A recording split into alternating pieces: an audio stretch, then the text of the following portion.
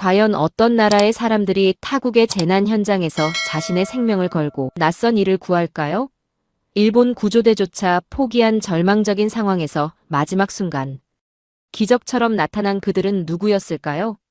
그녀가 어둠 속에서 들은 따뜻한 목소리의 주인을 찾아 떠난 한국행의 놀라운 이야기를 시작하겠습니다. 과연 이 작은 반도 국가에는 어떤 특별한 힘이 숨어 있는 걸까요? 한 젊은 여성의 눈으로 바라본 진짜 대한민국의 모습이 궁금하다면 구독과 좋아요, 알림 설정으로 이 감동적인 여정을 끝까지 함께 해주세요. 숨이 막혔습니다. 오사카의 철교가 순식간에 붕괴되면서 저는 카메라와 함께 철골 더미에 갇혀버렸습니다. 기자로 3년간 수많은 재난 현장을 취재했지만 정작 제가 희생자가 될 줄은 상상도 못했습니다. 28살에 제가 이렇게 끝날 줄은 꿈에도 생각하지 못했습니다. 그날 오후 2시 평범한 취재였습니다. 오사카 시내 재개발 현장을 촬영하려 철교 아래로 내려갔는데 갑작스럽게 들려온 금속 삐걱거리는 소리가 불길했습니다. 신입 기자 시절부터 현장 경험을 쌓아왔지만 이런 위험한 징조를 놓쳤습니다. 카메라 뷰파인더를 통해 철교를 바라보던 순간 거대한 철골 구조물이 무너져 내리기 시작했습니다. 마치 도미노처럼 연쇄적으로 무너지는 모습이 슬로우 모션처럼 보였습니다. 도망칠 시간은 단 3초밖에 없었습니다. 하지만 몸이 굳어버려 한 발자국도 움직일 수 없었습니다. 그렇게 거대한 철골과 콘크리트 덩어리들이 제 위로 쏟아져 내렸습니다. 철골 파편이 제 다리를 짓누르고 있었고 콘크리트 덩어리가 등을 압박했습니다. 왼쪽 어깨에서는 따뜻한 액체가 흘러내리는 게 느껴졌습니다. 비었습니다. 어둠 속에서 제 호흡은 점점 가빠졌고 산소는 부족해져 갔습니다. 좁은 공간에 갇힌 채로 숨을 쉬려니 가슴이 답답했습니다. 멀리서 들려오는 일본 구조대의 목소리가 절망적으로 들렸는데 그들은 이 구역이 위험하다며 추가 붕괴 위험이 있으니 철수하겠다고 말하고 있었습니다. 구조대장으로 보이는 사람이 현장 상황을 본부에 보고하는 소리도 들렸습니다. 생존자가 있을 가능성은 희박하다고 위험을 무릅쓸 만한 가치가 없다고 판단한다는 내용이었습니다. 제 심장이 얼어붙었습니다. 아직 살아있는 사람이 여기 있다고 소리치고 싶었지만 목소리조차 제대로 나오지 않았습니다. 목이 메마르고 입술이 갈라져서 제대로 말을 할 수도 없었습니다. 휴대폰 화면은 거미줄처럼 깨져 있었고 전원도 나간 상태였습니다. 구조 신호를 보낼 방법도 없었습니다. 몸을 움직이려 해도 철골의 무게 때문에 꼼짝할 수 없었습니다. 시간이 흘러갈수록 의식이 흐려졌습니다. 도쿄의 신문사 사무실, 함께 일하던 선배 기자들, 그리고 아직 완성하지 못한 연재 기사들이 머릿속을 스쳐 지나갔습니다. 특히 여성 기자로서 겪는 어려움을 다룬 기사가 반도 쓰지 못한 채 남겨질 것 같아 안타까웠습니다. 부모님에게 마지막으로 안부 전화를 드린 게 언제였는지, 대학 때 친구들과 약속한 모임을 계속 미뤄온 게 후회스러웠습니다. 체온이 점점 떨어지면서 손끝부터 시려왔습니다. 이제 정말 끝인 것 같았습니다. 눈꺼풀이 무거워지기 시작했고 의식이 멀어져 갔습니다. 28살의 짧은 인생이 이렇게 마무리되는 건가 싶었습니다. 그때였습니다. 갑자기 누군가가 포기하지 말라며 반드시 구해드리겠다고 말하는 소리가 들려왔습니다. 한국어와 일본어가 섞인 그 목소리가 제 귓가에 울려 퍼졌습니다. 환청일까요? 아니면 정말 누군가 온 것일까요? 제 심장이 다시 힘차게 뛰기 시작했습니다. 혈액순환이 다시 시작되면서 손끝에 감각이 돌아왔습니다. 금속을 절단하는 전기톱 소리와 함께 희미한 불빛이 보였습니다. 정말로 누군가 저를 구하러 온 것이었습니다. 일본 구조대와는 다른 장비를 사용하는 것 같았습니다. 그 순간 절망 속에서도 희망이라는 감정을 다시 느꼈습니다. 구조대원이 조금만 더 버텨달라며 곧 구해주겠다고 반복해서 말하는 소리가 들려왔습니다. 그 목소리에는 확신이 담겨 있었습니다. 작업하는 소리가 점점 가까워졌습니다. 철골을 들어올리는 크레인 소리, 여러 명의 발걸음 소리, 그리고 무엇보다 저를 안심시키려는 그 따뜻한 목소리가 계속 들려왔습니다. 이상하게도 그 목소리를 들으니 마음이 평온해졌습니다. 그 따뜻한 목소리는 제게 살아갈 이유를 다시 안겨주었습니다. 철골 사이로 스며드는 불빛과 함께 제 생명을 구하러 온 그 사람이 누구인지 궁금해졌습니다. 일본 구조대가 포기한 현장에서 과연 누가 저를 구하러 온 것일까요? 어둠 속에서 빛이 되어 나타난 그 목소리의 주인, 그 사람과의 만남이 제 인생을 어떻게 바꿔놓을지 그때는 전혀 알 수 없었습니다. 단지 살아야겠다는 의지만이 제 마음을 가득 채우고 있었습니다. 처음에는 정말 환청인 줄 알았습니다. 산소 부족으로 인한 착각이라고 생각했습니다. 하지만 금속을 절단하는 전기톱 소리가 점점 선명해지고 진동이 제 몸까지 전해지기 시작하자 그것이 현실이라는 걸 깨달았습니다. 누군가 정말로 저를 구하러 온 것이었습니다. 그 목소리는 계속해서 저를 안심시켰습니다. 아가씨, 조금만 더 버텨달라고 곧 구해내겠다고 반복해서 말했습니다. 한국어로 말할 때는 부드럽고 따뜻했고 일본어로 말할 때는 정확하고 명료했습니다. 두 언어 모두 유창했지만 어딘지 한국어가 더 자연스러웠습니다. 작업 소리가 체계적이었습니다. 일본 구조대처럼 성급하게 서두르지도 않았고 그렇다고 느긋하지도 않았습니다. 매 작업마다 안전을 확인하며 그때마다 제게 상황을 설명해 주었습니다. 절망 속에서도 이상하게 마음이 평온해졌습니다. 그 사람의 목소리에는 확신이 담겨 있었습니다. 마치 이런 상황을 수백 번 경험해 본 것처럼 침착하고 전문적이었습니다. 저를 반드시 구할 수 있다는 믿음이 그 목소리 속에 가득했고 그 믿음이 제게도 전해졌습니다. 30분쯤 지났을 때 제 머리 위쪽 철골 하나가 조심스럽게 들어 올려졌습니다. 그러자 희미한 빛이 스며들기 시작했습니다. 오랫동안 어둠에 갇혀있던 제 눈에는 그 작은 빛조차 눈부셨습니다.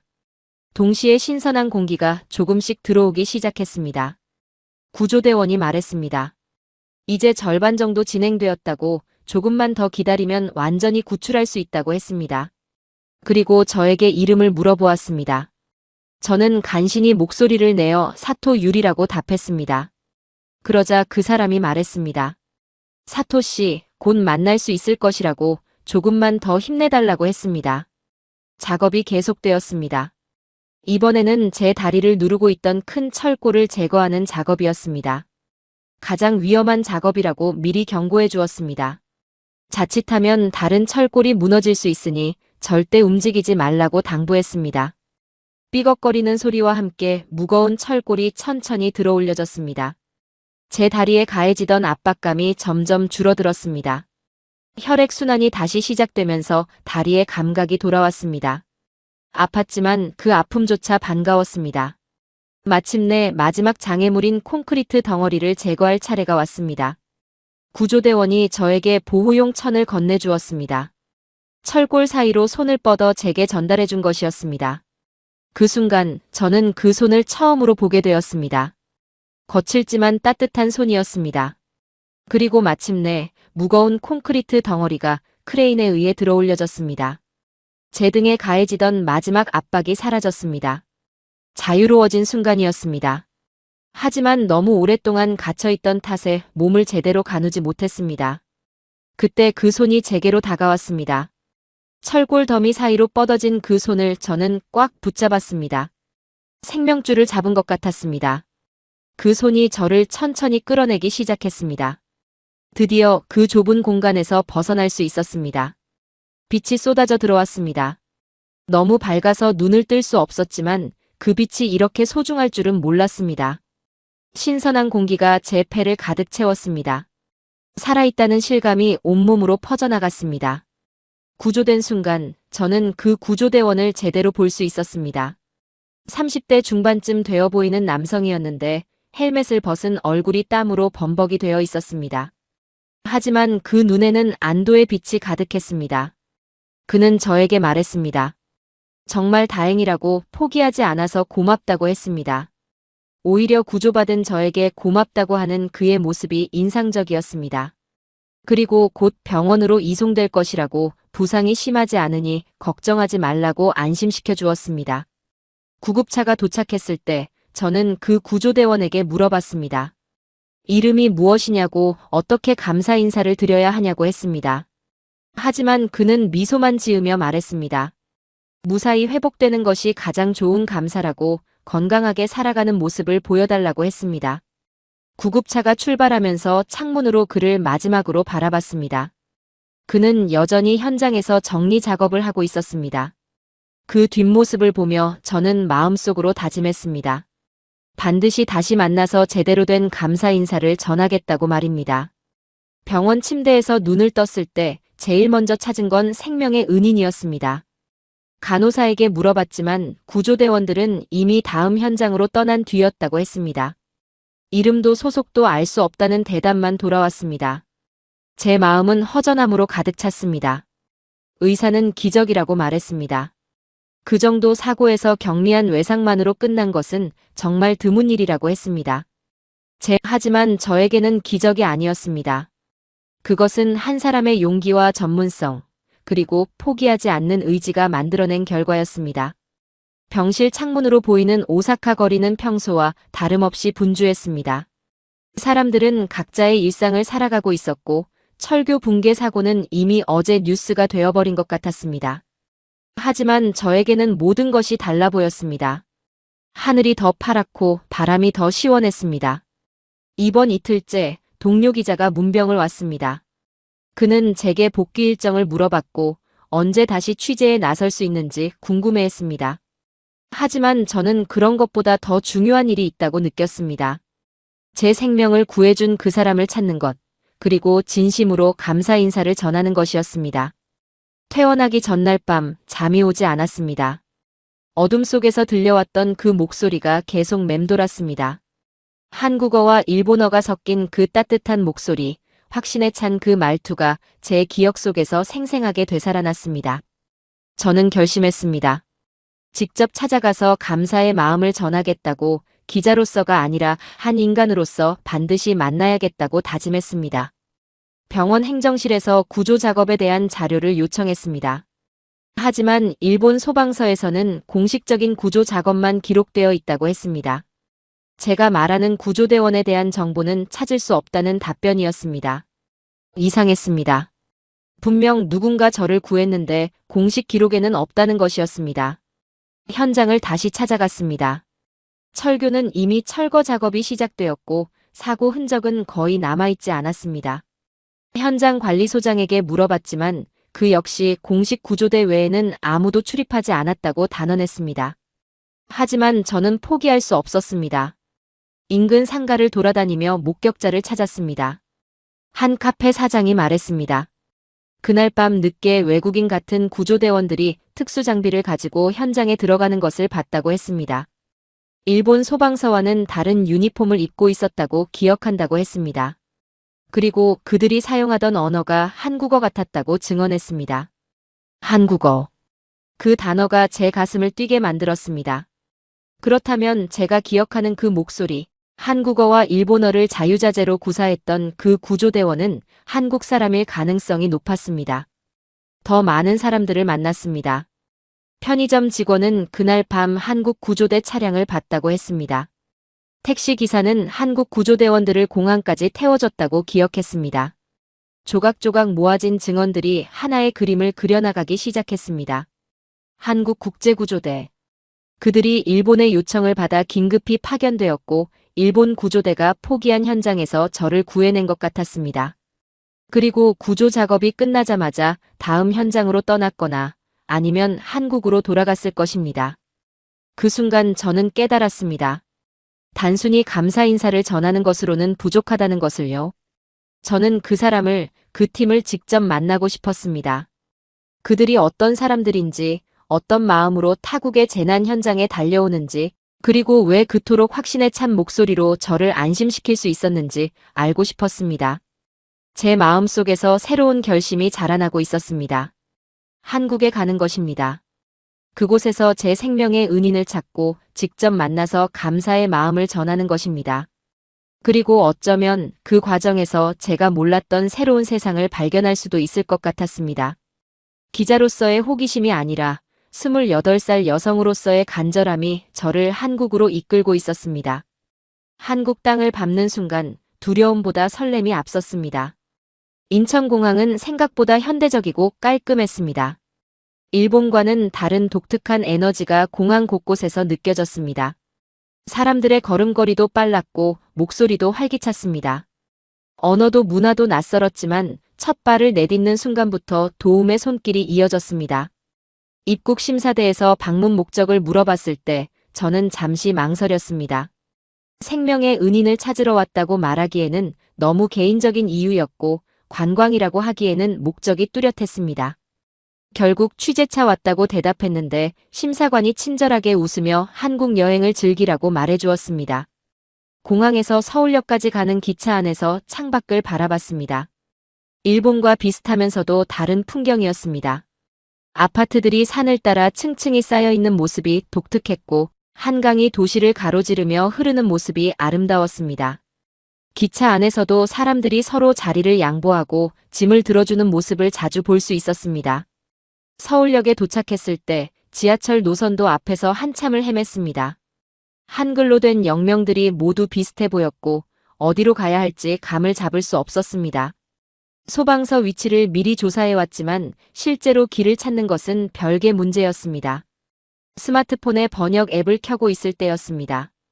중년의 남성이 다가와서 도움이 필요하냐고 물어봤습니다. 서툰 영어와 손짓 발짓으로 소방서에 가야 한다고 설명했더니 그분이 친절히 길을 알려주었습니다. 단순히 방향만 가르쳐주는 것이 아니라 어느 출구로 나가야 하는지, 몇 번 버스를 타야 하는지까지 상세히 설명해 주었습니다. 지하철을 타고 이동하는 동안 한국 사람들의 모습을 관찰했습니다. 젊은 사람들은 활기차고 역동적이었고 어르신들은 자상하고 인자해 보였습니다. 무엇보다 서로를 배려하는 마음이 일상 곳곳에서 드러났습니다. 임산부가 타면 자리를 양보하고 무거운 짐을 든 사람이 있으면 자연스럽게 도와주는 모습들이었습니다. 첫 번째 소방서에 도착했을 때 접수 직원이 영어로 친절하게 응대해 주었습니다. 제가 찾는 구조대원에 대해 설명했더니 국제구조대 관련 업무는 중앙소방본부에서 담당한다고 알려주었습니다. 그리고 직접 전화를 걸어서 연결해주기까지 했습니다. 중앙소방본부로 향하는 길에 점심시간이 되었습니다. 길가의 작은 식당에 들어갔는데 메뉴판이 모두 한글이어서 당황했습니다. 사장님이 제 모습을 보고 외국인인 걸 알아차리시고 간단한 일본어로 메뉴를 설명해 주셨습니다.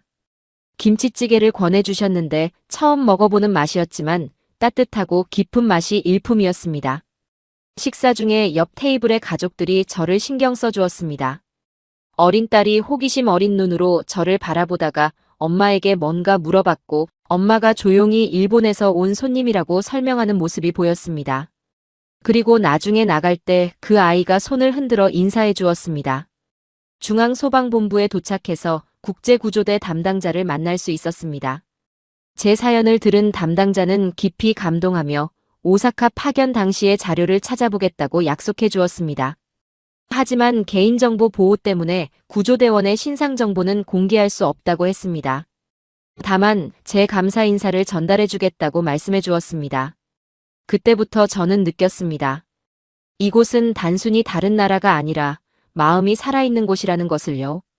길에서 만난 모든 사람들이 진심으로 저를 도와주려 했고 작은 배려와 친절이 일상 곳곳에 스며들어 있었습니다. 처음에는 구조대원 한 사람을 찾으러 온 것이었지만 점점 한국이라는 나라 자체에 관심이 생겼습니다. 저녁이 되어 숙소로 돌아가는 길에 한강을 따라 걸었습니다. 강변에는 많은 사람들이 산책하고 있었고 가족끼리 피크닉을 즐기는 모습도 보였습니다. 자전거를 타는 연인들, 강아지와 뛰어노는 아이들의 모습이 평화로웠습니다. 그 순간 저는 깨달았습니다. 제가 찾고 있는 것은 단순히 한 사람이 아니라 그 사람을 만들어낸 사회와 문화일 수도 있다는 것을요. 어둠 속에서 절망에 빠진 저에게 희망을 준 그 따뜻한 목소리는 아마도 이런 사회에서 자란 사람이기에 가능했을 것입니다. 제오장거리에서 본 기적. 서울거리를 걷던 둘째 날 오후 예상치 못한 상황이 벌어졌습니다. 명동 근처의 큰 교차로에서 갑작스럽게 교통사고가 발생했습니다. 승용차 한 대가 좌회전하다가 오토바이와 충돌하면서 전복된 것이었습니다.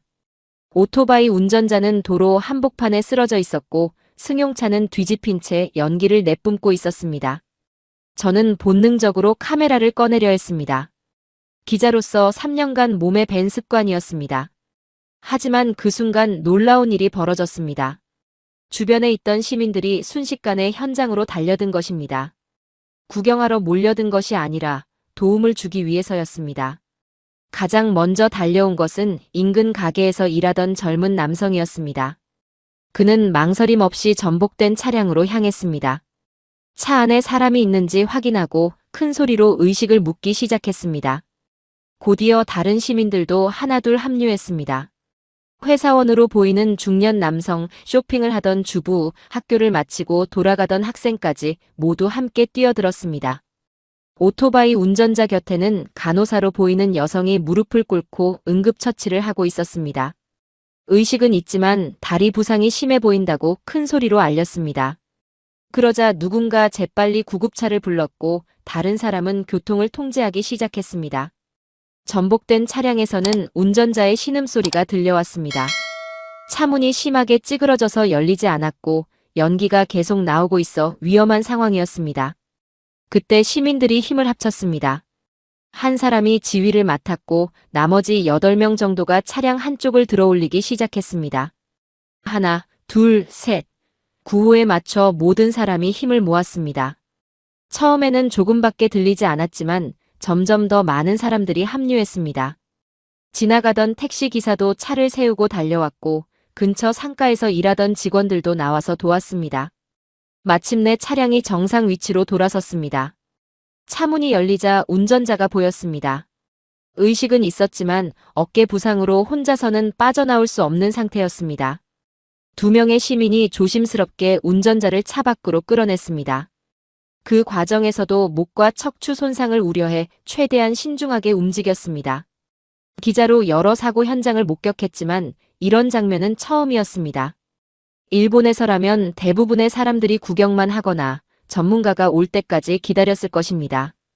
섣불리 개입했다가 더 큰 사고가 날 수도 있다고 생각하기 때문입니다. 하지만 여기서는 달랐습니다. 남의 일이 아니라 우리의 일처럼 행동하는 모습이었습니다. 누가 시키지도 않았는데 자연스럽게 역할을 나누어 맡았고 서로 협력하여 최선의 결과를 만들어냈습니다. 개인주의가 팽배한 현대 사회에서 보기 드문 연대감이었습니다. 구급차가 부상자들을 실어 나른 후에도 시민들은 현장을 정리했습니다. 깨진 유리 조각을 치우고 흘러나온 오일을 모래로 덮고 교통 표지판을 제자리에 돌려놓았습니다. 경찰이 도착해서 사고 조사를 할 때까지 현장을 보존하면서도 교통 흐름에는 지장이 없도록 배려했습니다. 저는 그 모든 과정을 지켜보며 깊은 감동을 받았습니다. 카메라를 꺼낼 생각도 있고 그저 그 장면에 빠져들었습니다. 이런 모습이야말로 진정한 휴먼 다큐멘터리가 아닐까 싶었습니다. 대본도 연출도 없이 사람들의 선한 본성이 자연스럽게 드러나는 순간 말입니다. 사고가 모두 정리된 후 시민들은 아무 일도 없었다는 듯 각자의 일상으로 돌아갔습니다. 특별한 인사나 치아를 바라지도 않았고 누가 먼저 나서서 도왔는지 따지지도 않았습니다. 그저 당연한 일을 했을 뿐이라는 표정들이었습니다. 그 순간 저는 깨달았습니다. 바로 이것이 제가 그토록 찾아 헤매던 인간다움이라는 것을요. 위기의 순간에 서로를 돌보고 낯선 사람일지라도 기꺼이 도움의 손길을 내미는 마음. 개인의 안전보다 공동체의 안전을 먼저 생각하는 마음. 그것이 바로 어둠 속에서 저를 구해준 그 목소리에 담겨있던 정신이었습니다. 한국에 와서 이틀째, 저는 이미 많은 것을 배우고 있었습니다. 단순히 한 사람을 찾으러 온 여행이었는데 어느새 제 마음과 사고방식 자체가 변화하고 있었습니다. 제6장 다시 만난 그 사람. 며칠간의 수소문 끝에 드디어 중앙 119구 조본부에 도착했을 때 제 심장은 빠르게 뛰고 있었습니다. 담당자가 말했습니다. 오사카 파견 당시 구조대장이 오늘 오후에 훈련을 마치고 돌아올 예정이라고 직접 만나볼 수 있을 것 같다고 했습니다. 드디어 제 생명의 은인을 만날 수 있는 기회가 온 것이었습니다. 오후 3시 구조본부 앞에서 기다리고 있을 때였습니다. 훈련복을 입은 구조대원 여러 명이 차량에서 내리기 시작했습니다. 그들의 걸음걸이는 자신감이 넘쳤고 얼굴에는 훈련을 마친 후에 만족감이 어려 있었습니다. 그 중에서도 유독 눈에 띄는 사람이 있었습니다. 키가 크고 어깨가 넓은 30대 후반쯤의 남성이었습니다. 다른 대원들보다 조금 늦게 차에서 내렸는데 무언가 친숙한 느낌이 들었습니다. 그가 구조본부 입구로 걸어오는 모습을 보는 순간 제 가슴이 두근거리기 시작했습니다. 그때 우리의 시선이 마주쳤습니다.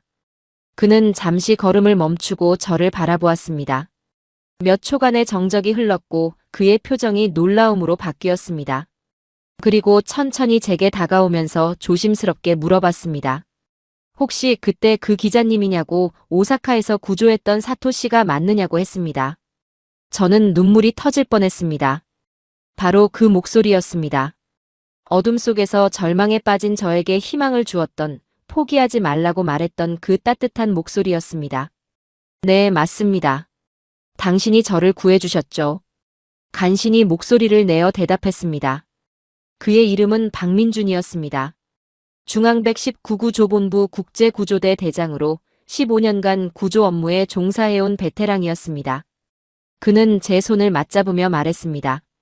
그날 밤 정말 걱정이 많았다고, 무사히 회복된 모습을 보니 너무 기쁘다고 했습니다. 박 대장은 저를 구조본부 내 카페로 안내했습니다. 조용한 곳에서 이야기를 나누고 싶다고 했습니다. 커피를 마시며 그날 밤의 이야기를 들을 수 있었습니다. 일본 구조대가 위험하다며 철수한 후에도 한국팀은 포기할 수 없었다고 했습니다.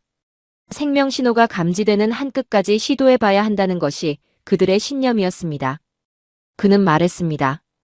그날 밤 작업이 정말 어려웠다고, 자칫하면 추가 붕괴가 일어날 수도 있는 상황이었다고 했습니다. 하지만 철골 사이에서 들려오는 제 목소리를 들었을 때 반드시 구해야겠다는 확신이 들었다고 했습니다. 저는 그에게 물어봤습니다. 왜 그토록 확신에 찬 목소리로 저를 안심시킬 수 있었느냐고, 불가능해 보이는 상황에서도 포기하지 않을 수 있었느냐고 했습니다. 박 대장은 잠시 생각에 잠겼다가 대답했습니다. 그것이 자신의 사명이라고, 어떤 상황에서도 생명을 포기할 수는 없다고 했습니다. 그의 이야기를 들으며 저는 깊이 감동했습니다. 단순히 직업적 소명감을 넘어서 인간에 대한 깊은 사랑과 신뢰가 그의 행동을 이끌고 있었습니다. 국적이나 인종에 상관없이 위험에 처한 사람이 있다면 자신의 안전을 돌보지 않고 달려가는 그런 사람이었습니다. 박 대장은 제게 물어봤습니다. 한국까지 와서 저를 찾은 이유가 무엇이냐고, 단순히 감사 인사만을 위해서였느냐고 했습니다. 저는 솔직하게 답했습니다. 처음에는 감사 인사를 전하려고 왔지만 한국에 와서 보고 느낀 것들이 제 마음을 바꿔놓았다고 말했습니다. 그는 제게 제안했습니다. 시간이 된다면 서울 곳곳을 안내해주고 싶다고, 관광지가 아닌 진짜 한국인들의 삶을 보여주고 싶다고 했습니다. 저는 기꺼이 그 제안을 받아들였습니다. 단순히 구조된 사람과 구조한 사람의 관계를 넘어서 진정한 친구가 되고 싶다는 마음이 들었기 때문입니다. 박민준 대장과 함께한 그 하루는 제 인생에서 잊을 수 없는 시간이 되었습니다. 그는 약속한 대로 저를 서울 곳곳으로 안내해 주었습니다. 관광 가이드북에 나오는 유명한 장소들이 아니라 진짜 한국인들의 삶이 스며든 곳들로 데려가 주었습니다. 첫 번째로 간 곳은 동대문 근처의 전통시장이었습니다. 좁은 골목길 사이로 빼곡히 들어선 가게들, 정겨운 상인들의 호객 소리, 그리고 각종 먹거리의 향긋한 냄새가 어우러진 곳이었습니다. 박 대장은 제게 여러 음식을 소개해 주었습니다. 호떡, 붕어빵, 떡볶이 같은 길거리 음식들을 하나씩 맛보게 해 주었습니다. 시장 아주머니들이 박 대장을 반갑게 맞아주었습니다. 이 동네에서 자란 아들 같은 존재라고 소개해 주시면서 제게도 특별히 많이 주셨습니다. 외국에서 온 손님이라고 하니까 더욱 정성껏 챙겨주시는 모습이 감동적이었습니다. 두 번째로 향한 곳은 한강이었습니다. 하지만 유명한 한강공원이 아니라 지역 주민들이 주로 이용하는 작은 둔치였습니다. 저녁 시간이라 퇴근길 시민들이 하나둘 나와서 산책을 즐기고 있었습니다. 반려동물과 함께 온 가족들, 조깅을 하는 직장인들, 벤치에서 치킨과 맥주를 즐기는 친구들의 모습이 자유롭고 편안했습니다. 박 대장과 저도 간단한 치킨을 시켜서 강변에 앉았습니다. 서서히 지는 석양을 바라보며 이런저런 이야기를 나누었습니다. 그는 자신의 어린 시절 이야기를 들려주었습니다. 가난했지만 서로 도우며 살던 동네 사람들, 어려울 때마다 힘이 되어준 이웃들의 이야기였습니다. 그런 환경에서 자라다 보니 자연스럽게 남을 돕는 것이 당연하다고 생각하게 되었다고 했습니다. 세 번째로 간 곳은 서울의 한 대학병원이었습니다. 박 대장의 친구가 의사로 근무하는 곳이었는데 마침 그 친구가 야근을 하고 있어서 잠깐 들르게 되었습니다. 응급실은 바쁜 시간대였지만 의료진들이 환자 한 명 한 명을 정성스럽게 돌보는 모습을 볼 수 있었습니다. 특히 인상 깊었던 것은 외국인 환자가 왔을 때의 모습이었습니다.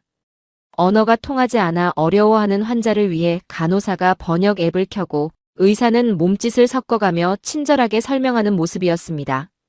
진료비를 걱정하는 환자에게는 사회복지사가 나서서 각종 지원 제도를 안내해 주었습니다. 박 대장의 친구인 이 의사는 말했습니다. 의료진의 역할은 단순히 병을 치료하는 것이 아니라 환자가 다시 희망을 가질 수 있도록 돕는 것이라고 했습니다.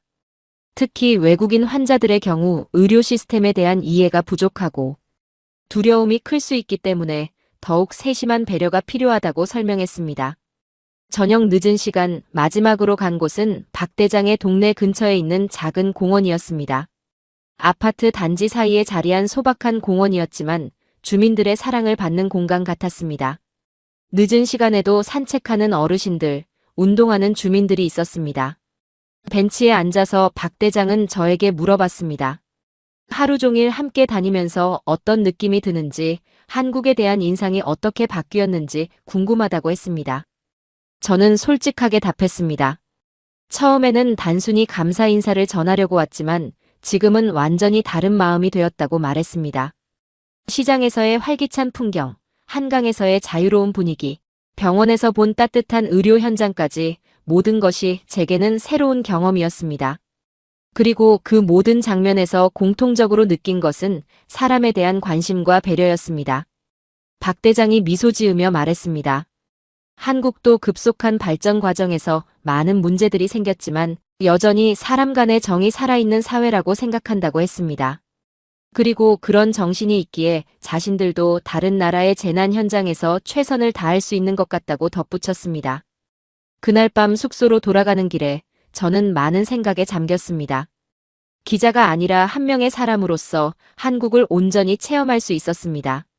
감사 인사만 전하려 했던 제 여정은 점점 다른 의미로 변해가고 있었습니다.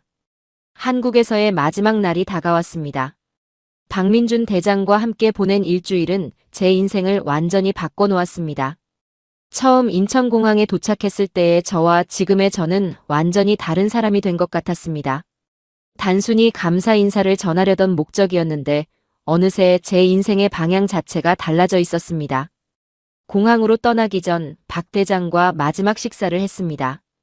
그가 자주 가던 작은 한정식집이었는데 사장님이 특별히 정성을 들여 상을 차려주셨습니다. 외국 손님을 위해서라며 각 음식의 이름과 조리법까지 친절하게 설명해 주셨습니다. 마지막 순간까지도 한국인들의 따뜻한 마음을 느낄 수 있었습니다. 식사를 하며 박 대장에게 말했습니다. 이번 여행이 저에게 얼마나 큰 의미였는지, 그리고 앞으로 제 삶이 어떻게 달라질 것인지에 대해서요.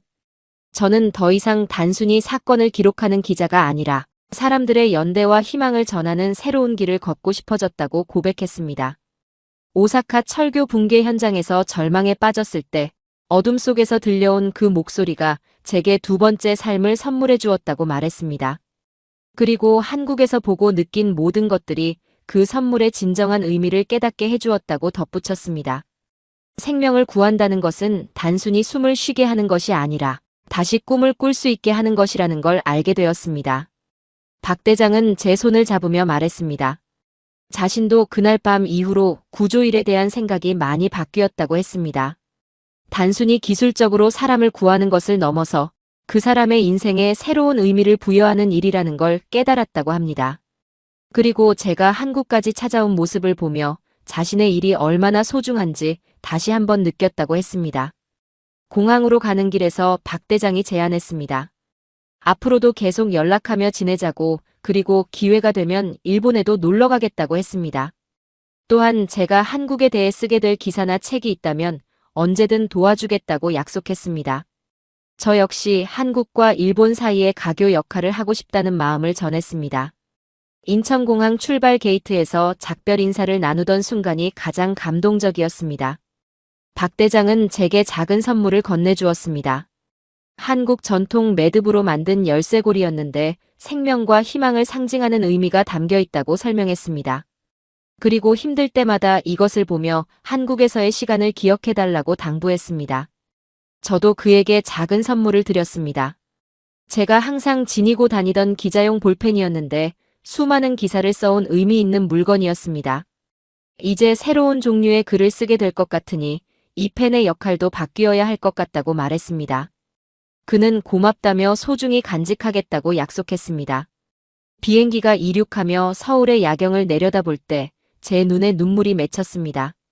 일주일 전에는 전혀 몰랐던 도시였는데 이제는 제 마음의 고향 같은 느낌이 들었습니다. 그 불빛 하나하나마다 따뜻한 사람들이 살고 있고 그들의 연대와 사랑이 이런 아름다운 도시를 만들어냈다는 생각이 들었습니다. 도쿄에 도착해서 첫 번째로 한 일은 새로운 계획을 세우는 것이었습니다. 한국에서의 경험을 바탕으로 책을 쓰기로 했습니다.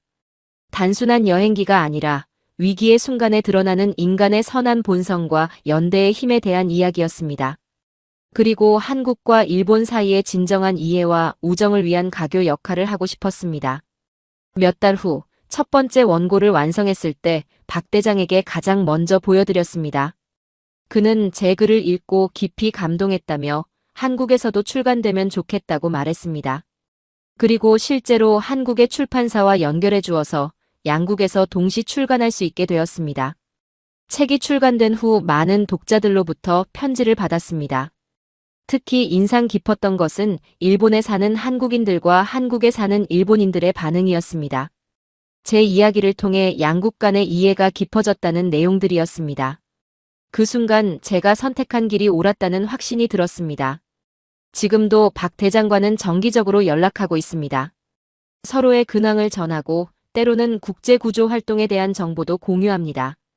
그리고 언젠가는 함께 다른 나라의 재난 현장에서 구호 활동을 하자는 약속도 했습니다. 저는 기록하는 사람으로서, 그는 구조하는 사람으로서 말입니다. 오사카의 철교 붕괴 현장에서 시작된 인연이 이제 제 인생의 나침반이 되었습니다. 어둠 속에서 들려온 그 목소리는 단순히 제 생명을 구한 것이 아니라 제 삶에 새로운 의미를 부여해 주었습니다. 그리고 28살의 제게 어떤 상황에서도 희망을 잃지 않는 법을 가르쳐 주었습니다. 이것이 바로 대한민국입니다. 경제 규모 세계 10위권, K문화의 글로벌 열풍, 첨단 기술로 세계를 놀라게 하는 나라. 하지만 진짜 한국의 힘은 따로 있었습니다. 위기의 순간 하나가 되는 국민들, 타국의 재난에도 달려가는 따뜻한 마음, 그리고 어떤 절망적인 상황에서도 포기하지 않는 불굴의 정신력이었습니다. 한 젊은 일본 여성의 생명을 구한 것은 단순히 뛰어난 기술이 아니라 생명을 소중히 여기는 마음이었습니다. 거리에서 교통사고를 목격한 시민들이 보여준 놀라운 연대감, 낯선 외국인에게도 아낌없이 베푸는 진심 어린 배려까지. 이 모든 것이 합쳐져 오늘날의 대한민국을 만들어냈습니다. 작지만 강한 나라, 따뜻하지만 당당한 민족, 바로 우리가 자랑스러워해야 할 대한민국의 진짜 얼굴입니다. 우리도 몰랐던 우리의 아름다운 면을 다시 한번 확인할 수 있었던 소중한 시간이었습니다.